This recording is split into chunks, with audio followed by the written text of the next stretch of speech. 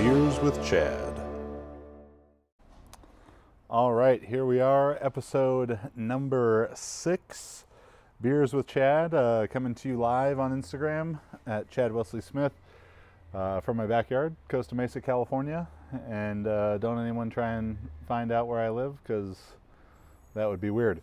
But today I'm drinking Knee Deep Brewing Company Lupilin River Imperial Double IPA, suggested to me by, I think, someone in a DM or a comment about a Beers with Chad episode, but also by Steve, the manager at Albertsons, who now likes to talk to, since he saw me buying more craft kind of beers, and talked to me for like 5 minutes at the checkout stand about it, and made a bunch of other people wait, but that was fine. So thank you for the tip there, Steve. This is rated 4.3 out of 5 on Beer Advocate, 4.3 stars out of 5, 8% alcohol by volume. That is a Knee Deep Brewing Co. Lupilin River Imperial IPA. So cheers to all you wonderful people watching from wherever you're watching from.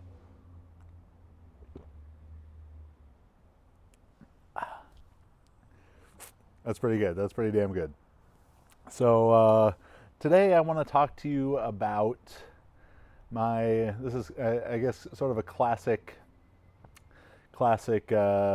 sports talk radio thing that they do a couple times a year, is they'll talk to you about their Mount Rushmore, Mount Rushmore of the NFL, Mount Rushmore of basketball, whatever it is. So I'm going to talk to you about the Mount Rushmore, my Mount Rushmore for powerlifting.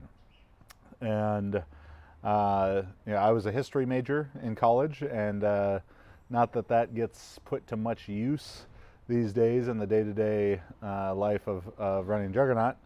But there's a few things I remember from it, and I know that the artist who created Mount Rushmore selected those presidents: George Washington, Thomas Jefferson, Abraham Lincoln, and Theodore Roosevelt. Not necessarily because he felt that they were the best presidents, or that you couldn't consider them all the founding fathers or anything like that, because Lincoln and Roosevelt wouldn't have been in the right time frame. But he felt that they were the presidents at the most impactful, important events of American history up to that point. So as I talk today about the Mount Rushmore of powerlifting, I want to keep that same thing in mind. There are only 4 presidents on Mount Rushmore. I'm going to have 5 people on my powerlifting Mount Rushmore, so sue me, sorry. But I think that these represent 5 really impactful, significant eras of powerlifting. So we'll lead things off with the old timers, and my representative for the old timer era on the Mount Rushmore of powerlifting is Don Reinhart. And Don Reinhart, an incredible super heavyweight lifter, held the no wraps world record in the total for such a long time. I think it was 2391. It was it stood from 1972 up until 2014, so just incredible longevity there. Fantastic, I think, representative of the sport. And this old time era, this is from basically the start of the sport of powerlifting until the very late 70s into the early 80s. And I think that this is a time characterized by a bit of a lack of organization in powerlifting. The transition and stuff from the odd lifts competitions into more formalized powerlifting was quite a bit before Don Reinhart. But yeah, there was USA, or there was the IPF competition at this point, but it was a little bit all over the place. It was even looking back to something like the first 1,000-pound squat, that Lee Moran is so often credited credited with the first 1,000-pound squat, but Dave Waddington actually did it before. But Dave Waddington did it basically at a local meet, and Lee Moran did it at a more high level, national level meet. So Lee Moran is the one credited with it. So there wasn't much unification. There wasn't much organization. So Don Reinhardt is my representation, or the representative from this era. His face is going up on Mount Rushmore, Mount Liftmore, as many of the viewers have been calling it here in the comments. I think other people who could definitely be considered for that, John Cole. John Cole was my favorite lifter as I came into the sport. I really admired John Cole because he came from a track and field background, as did I. He was able to compete across multiple disciplines, and he held, for a very long time, the 308s total record, and did that at 288 body weight. So now on 24-hour weigh-ins, maybe he's competing as a 275, and that record would be even harder to beat, 2364 at 308 or at 288. A phenomenal number. He also had the 242s record for a long time. So these numbers that stood for a very long time. I think this era of powerlifting, the old timer era, is something that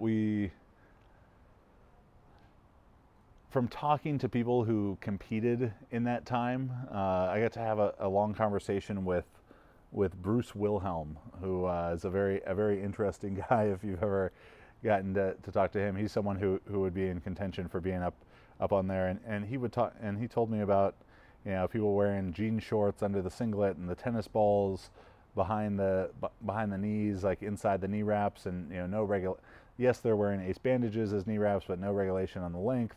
People sewing multiple pairs together, layering multiple pairs on top of each other. So again, this old timers era is sort of a bit lawless but disorganized.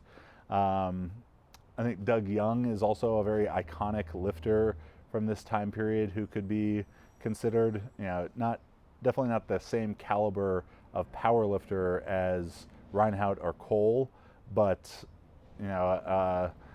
someone that I think a lot of people have been influenced by, a power builder, and someone that people are really interested in. So that's Don Reinhardt's going up for our old timer era. The next era of powerlifting I want to talk about, we'll call the heyday. Many people would call the golden age of powerlifting, and this would be, early 80s through mid 90s, late 90s. I think this era is characterized by a great unification of powerlifting, probably the most unified time in the history of powerlifting, with seeing almost all high-level competition happening at the IPF Worlds or the USPF Nationals. So we had a true nationals, we had a true worlds competition with, if you did powerlifting, that's where you were trying to go. There wasn't multiple federations, maybe the AAU and the USPF/IPF, and there certainly wasn't, the dozens of federations that you deal with today, and times where there's maybe 3 or 4 nationals meets going on the same weekend, or 3 or 4 worlds meets going on the same weekend. Now I definitely feel that IPF is the pinnacle of lifting and the most legitimate federation in a lot of ways, but it would be a ridiculous argument to say that all the best lifters are lifting there, because now all the best lifters are very spread out. But in this heyday of powerlifting through the 80s and much of the 90s, there was a great unification in that, and IPF worlds were real worlds where if you went there and you won, you were the best powerlifter in the world. And I think it's no surprise who represents this era. It is the GOAT, the greatest of all time, Eddie Cohen. And Ed dominated for a long time, multiple weight classes. The numbers. He had the highest total in the world, lifting as a 220, as a 242, out-totaling supers, winning IPF world championships. And he's far and away, he's the guy. Mike Bridges would be a guy who could be considered here. Hideki Inaba, a lifter with 17 IPF World Championships, who has to have some level of consideration. But Lamar Gant breaking so many barriers in the deadlift particularly, but people discount Lamar Gant as an overall powerlifter because his deadlift was so great. I think he was overall a great lifter, not just a great deadlifter. But yeah, it's Ed Cohen, 901 at 220, 2403 at 220. If you look at what Ed did in that 2403 at 220 total on a 2-hour weigh-in, without specialty bars, he benched and deadlifted raw in that meet. Was Ed Cohen on drugs? Yes, of course. He failed drug tests. Ed Cohen was on drugs. But there was some level of drug testing at that meet. It was not a free-for-all, which untested powerlifting is now. If you were to transport that Ed Cohen, and keep in mind that 901 was his second deadlift attempt. He had a very close miss at 930 on his third. He had pulled 900 for a double in training, so 930 I don't think is out of the question by any means. But if you were to transport that Ed Cohen into modern powerlifting, let me take a sip here.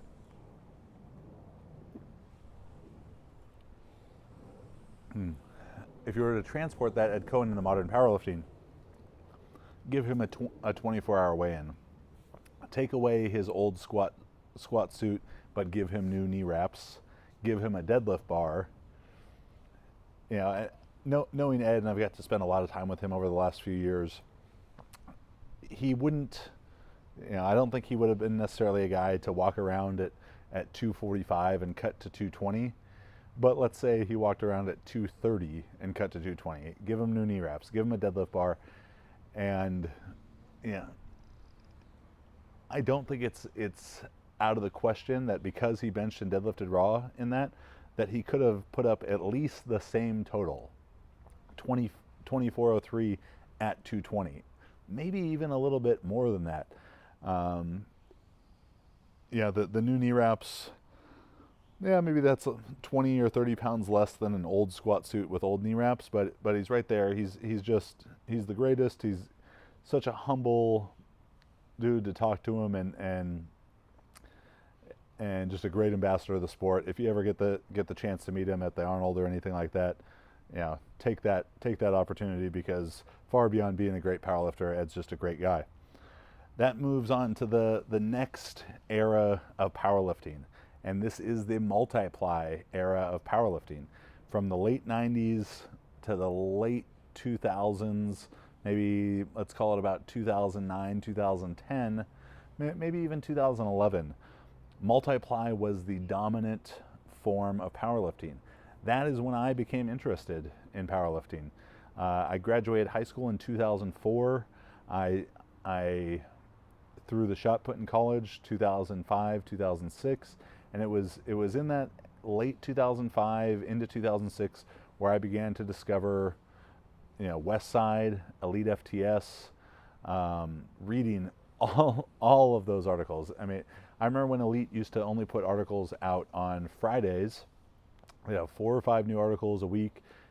Every week it was by Dave Tate and Jim Wendler, Coach X or Coach H, guys like Buddy Morris and Joe Ken. And I waited all week for those as a 19-year-old, 20-year-old athlete, and then as a 19, 20-year-old high school football coach, and running the off-season program. Like, that stuff was so important to me. And I remember seeing these lifters, and I didn't know a lot about powerlifting. I was a shot putter. I was still a shot putter up until 2010, and for the large majority of that time, I didn't understand or know what multiply powerlifting was. And I think a big part of that was multiply powerlifting was the only kind of powerlifting for that time period. So everyone was doing that. So I didn't look at it and think like, well, this guy looks like he's doing something different than the next guy. Everyone was squatting, pretty wide out of a monolift, and all the top lifters were squatting 1,000 into the 1100s, maybe a couple 1200s. And I would read these articles from Elite and Westside and see the numbers. And it's, we've had this many people squat over 1100, this many people squat over 1,000, this many people bench over 700 and 800.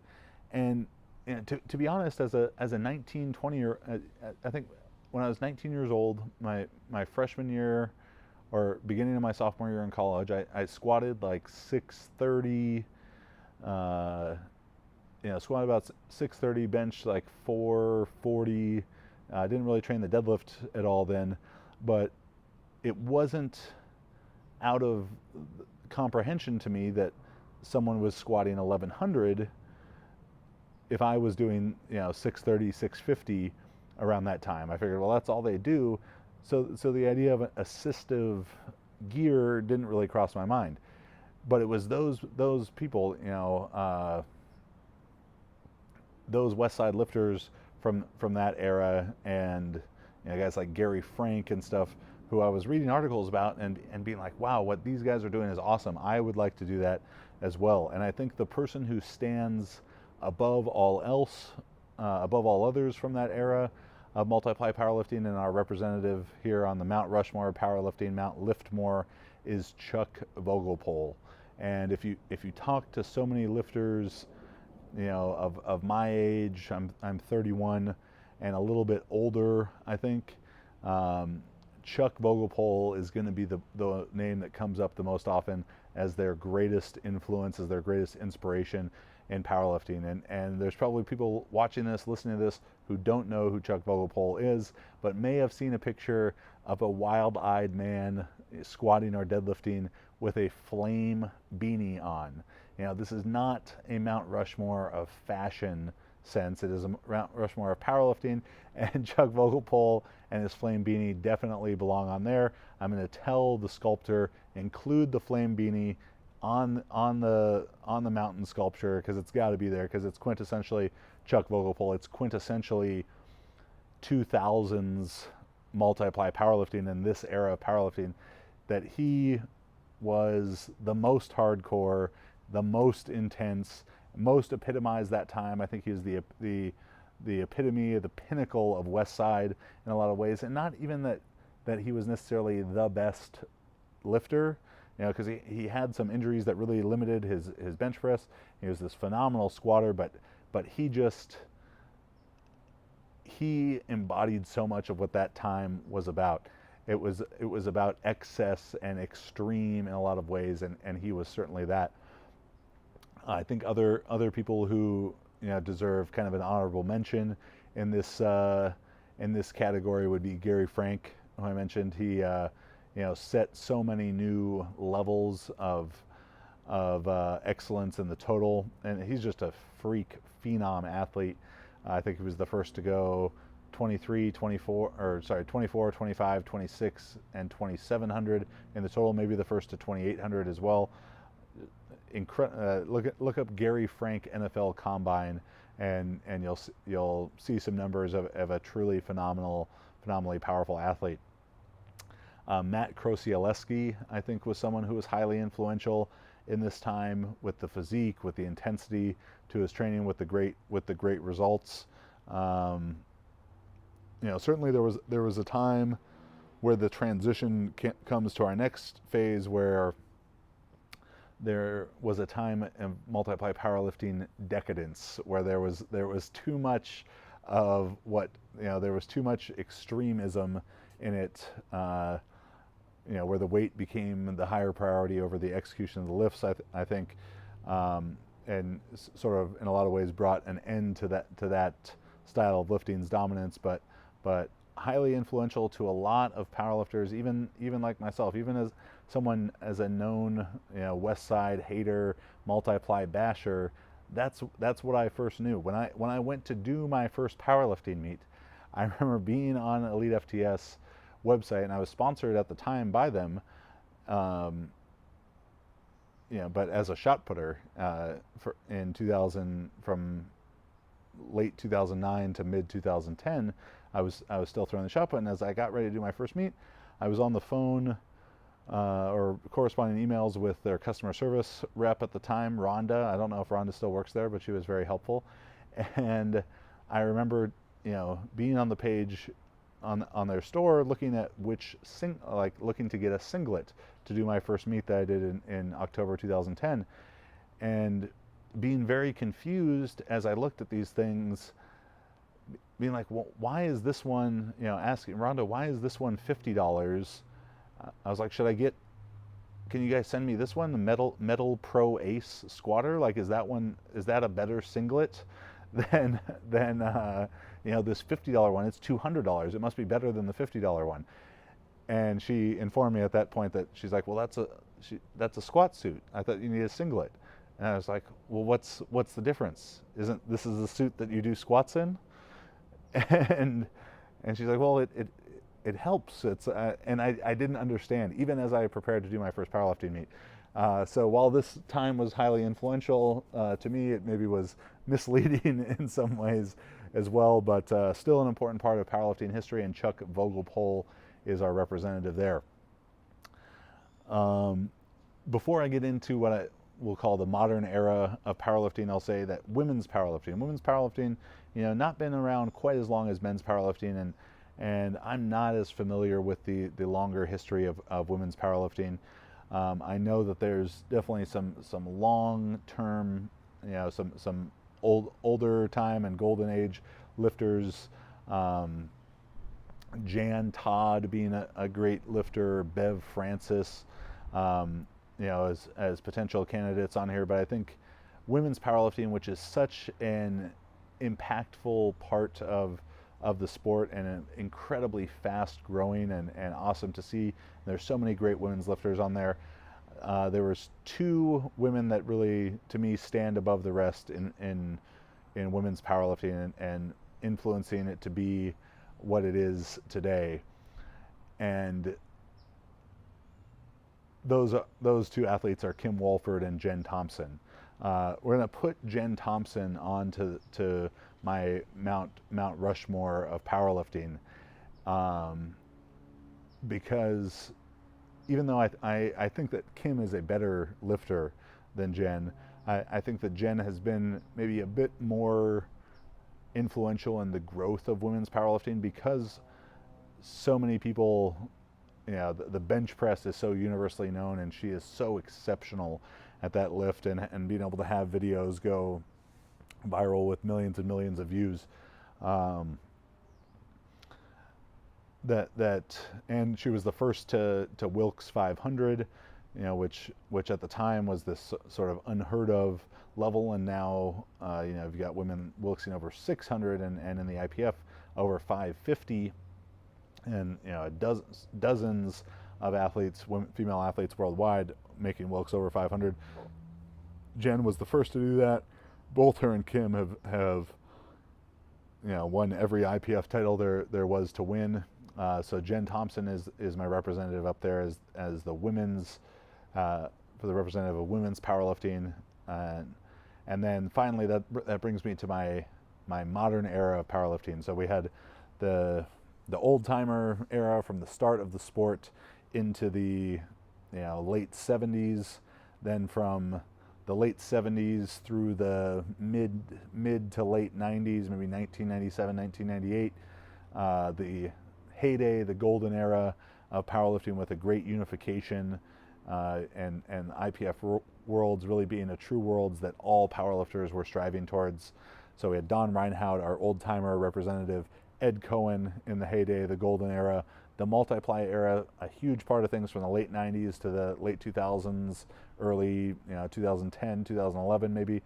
Chuck Vogelpohl there, Jennifer Thompson being our representative of women's powerlifting, finally bringing us to the modern era of powerlifting from about 2010 up until the present.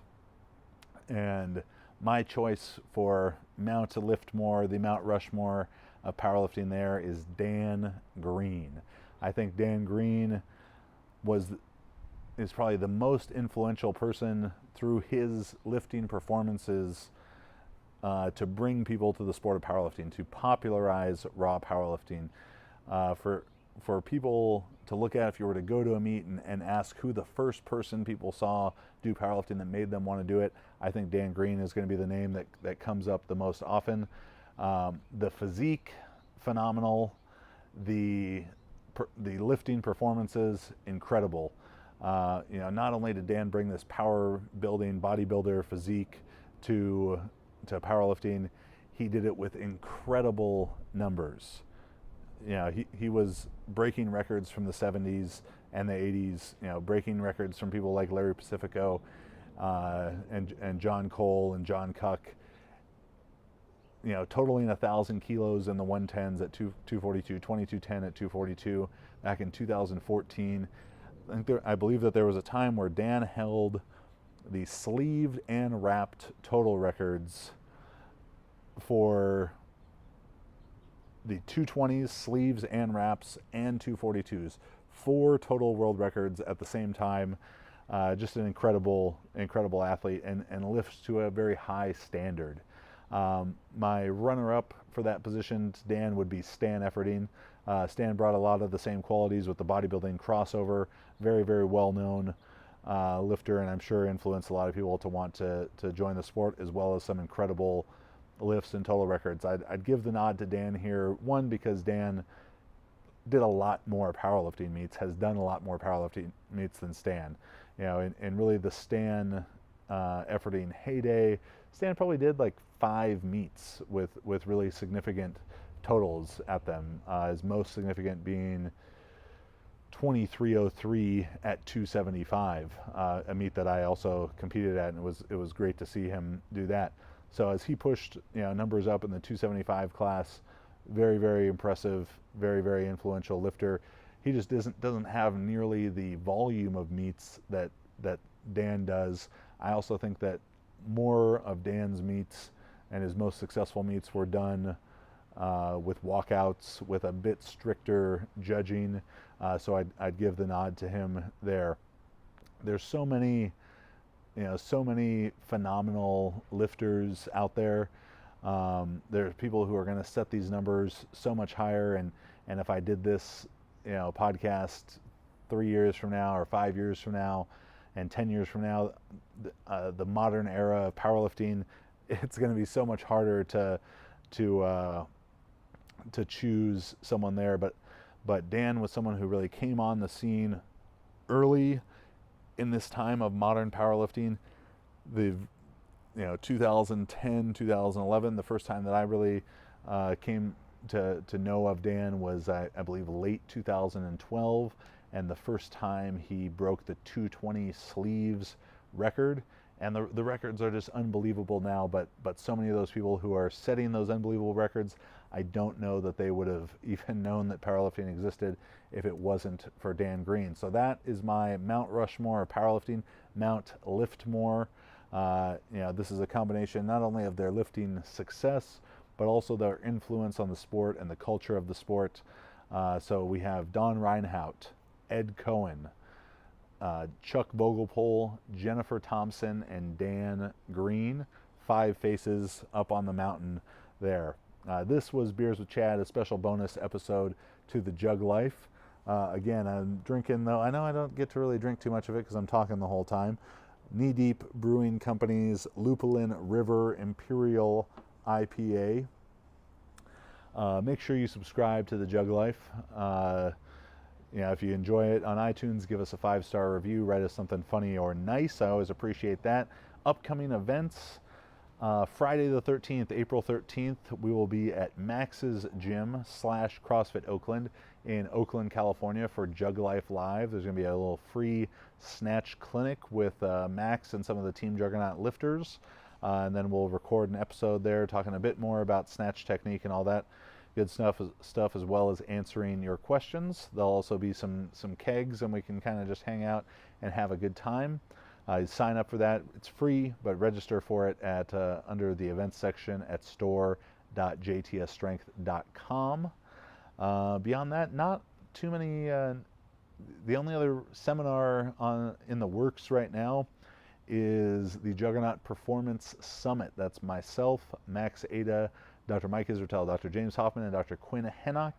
this August 19th in New York.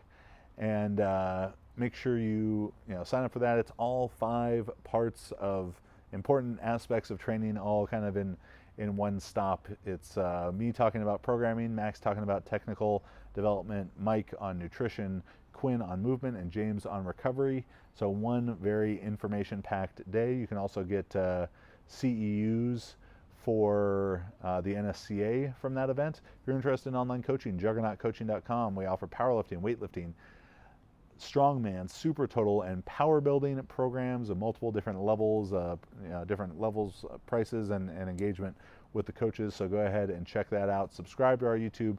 Thanks for watching. Thanks for following. And we'll see you next week.